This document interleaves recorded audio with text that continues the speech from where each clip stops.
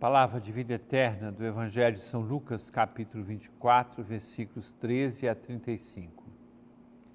Naquele mesmo dia, o primeiro da semana, 2 dos discípulos de Jesus iam para um povoado chamado Emaús, distante 11 quilômetros de Jerusalém.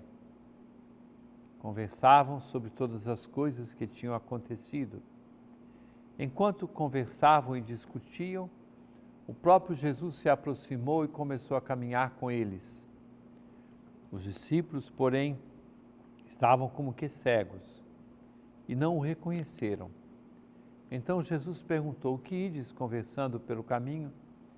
Eles pararam com o rosto triste e um deles, chamado Cleofas, lhe disse: "Tu és o único peregrino em Jerusalém que não sabe o que lá aconteceu nesses últimos dias?" Ele perguntou: "O que foi?" Os discípulos responderam: "O que aconteceu com Jesus o Nazareno, que foi um profeta poderoso em obras e palavras diante de Deus e diante de todo o povo. Nossos sumos sacerdotes e nossos chefes o entregaram para ser condenado à morte e o crucificaram. Nós esperávamos que ele fosse libertar Israel, mas apesar de tudo isso, já faz 3 dias que essas coisas aconteceram. É verdade que algumas mulheres do nosso grupo nos deram um susto. Elas foram de madrugada ao túmulo e não encontraram o corpo dele. Então voltaram dizendo que tinham visto anjos e que estes afirmaram que Jesus está vivo. Alguns dos nossos foram ao túmulo e encontraram as coisas como as mulheres tinham dito. A ele, porém, ninguém o viu."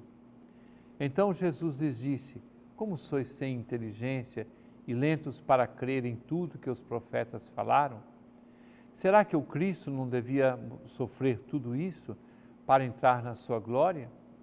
E começando por Moisés e passando pelos profetas, explicava aos discípulos todas as passagens da Escritura que falavam a respeito dele. Quando chegaram perto do povoado para onde iam, Jesus fez de conta que ia mais adiante. Eles, porém, insistiram com Jesus, dizendo: "Fica conosco, pois já é tarde e a noite vem chegando." Jesus entrou para ficar com eles. Quando se sentou à mesa com eles, tomou o pão, abençoou-o, partiu-o e lhes distribuía. Nisso os olhos dos discípulos se abriram e eles reconheceram Jesus. Jesus, porém, desapareceu da frente deles. Então, um disse ao outro: "Não estava ardendo o nosso coração quando ele nos falava pelo caminho e nos explicava as Escrituras?" Naquela mesma hora, eles se levantaram e voltaram para Jerusalém, onde encontraram os 11 reunidos com os outros. E eles confirmaram: "Realmente o Senhor ressuscitou e apareceu a Simão." Então os 2 contaram o que tinha acontecido no caminho e como tinham reconhecido Jesus ao partir o pão. Caríssimo irmão, caríssima irmã, mais uma experiência fabulosa, magnífica da presença do Cristo ressuscitado. Este evento dos discípulos de Emaús nos mostra as várias presenças do Senhor. Ele é aquele peregrino, andarilho, porque ele tinha garantido que estaria presente em qualquer um dos irmãos. Ele é aquele que está presente na sua palavra, a palavra que ele explica, conta para eles. Eles descobrem as coisas que eram importantes.